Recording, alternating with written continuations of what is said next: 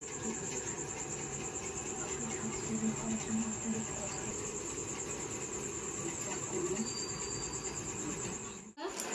দুটো কলা নিয়েছি, তো আর নিয়েছি নারকেল। ওই নারকেল আর কলা এটা দিয়ে আমি মালপোয়া বানাবো। নারকেলটা আমি কুড়িয়ে নেব, আর এই কলা দুটোকে আমি ছাড়িয়ে, বাড়িতে থাকাই কলা, নরম কলা হলেও অসুবিধা নেই, যে কোনো কলাতেই হবে। আমি এটাতে একটু মিক্সারে করে পেস্ট করে নেব, তাহলে ছিবড়ে থাকবে না। বন্ধুরা দেখুন, আমি কলা দুটো পেস্ট করে নিয়েছি।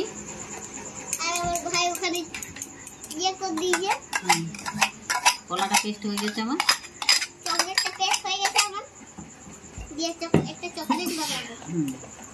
এরপরে দেখুন আমি কি কি উপকরণ দেবো।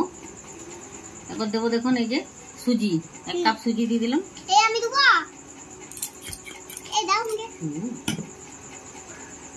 সুজি দিলাম, এবার দিলাম দেখুন সুজি, নারকেল কুড়া দিয়ে দিলাম।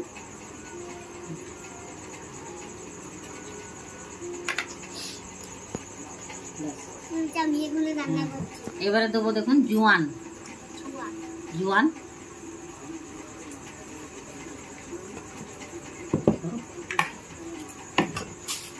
স্বাদ মতো নুন,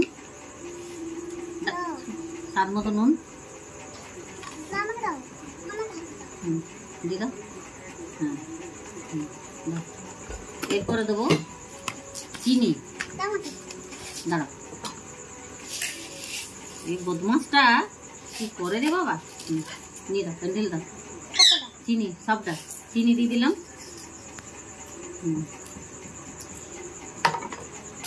মিষ্টি অনুযায়ী দিবেন, যেমন মিষ্টি খাবেন তেমনি চিনিটা দিবেন। করে দিয়ে দেবো দেখুন আটা।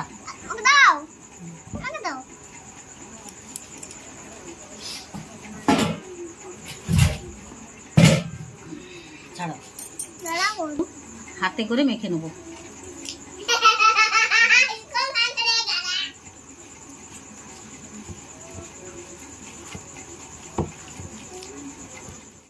হ্যাঁ, এই যে দেখুন, আমার ভাই মেখে নিল। দেখুন, আমরা দুজনে মিলে মেখে নিয়েছি। দেখুন,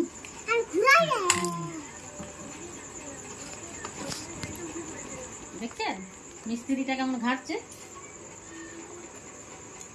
বদমাস কিউট মিস্ত্রি।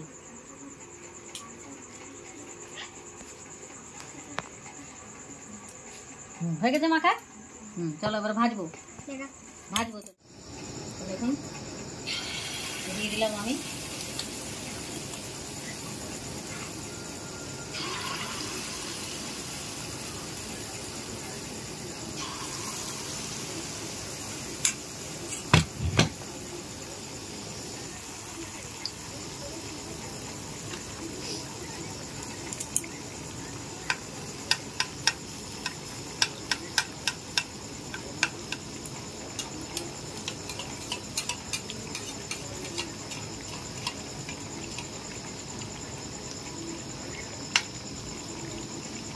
তুলে দিয়ে দেখুন।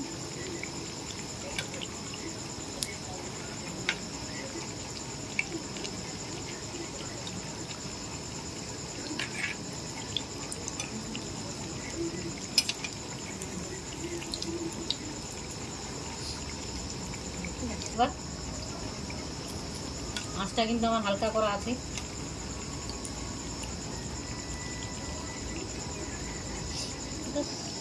আরেকবার উল্টে দিলাম আমি। হালকা আঁচ তো, উলট পালট করে ভাজতে হবে। এখানে হয়ে গেছে, আমি এবার এটাকে তুলে নিচ্ছি।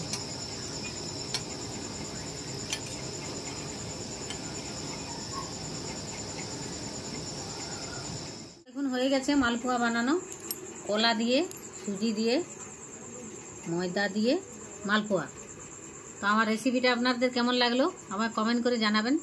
যদি ভালো লাগে অনেক অনেক শেয়ার করুন, আর একটি লাইক করুন, সাবস্ক্রাইব করুন, আর এমনি করে আমার পাশে থাকুন আপনারা।